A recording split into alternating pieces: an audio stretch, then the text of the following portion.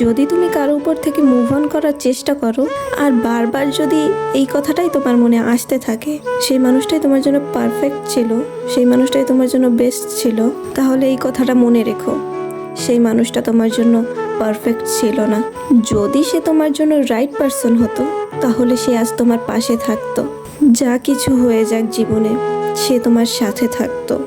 যেহেতু সে নেই, নিজের জীবনে অনেকটা আগে চলে গেছে, অনেকটাই খুশি আছে, তাহলে সে কোনো অবস্থাতেই তোমার জন্য ঠিক মানুষ ছিল না। তুমি এমন একজনকে ডিজার্ভ করো যে যে কোনো অবস্থায় তোমার পাশে থাকবে। ইয়ার সব কিছুর সলিউশন আছে, শুধুমাত্র এই সলিউশনগুলো বের করার সাহস থাকতে হয়। তোমার লাইফে যখন সঠিক মানুষ আসবে তখন সে যে কোনো অবস্থায় তোমার পাশে থাকবে। কোনো রকম বাহানা তাকে তোমাকে ছেড়ে যাওয়ার জন্য বাধ্য করতে পারবে না। তাই নিজে কষ্ট পাওয়া বন্ধ করো আর নিজের লাইফে আগে যাও।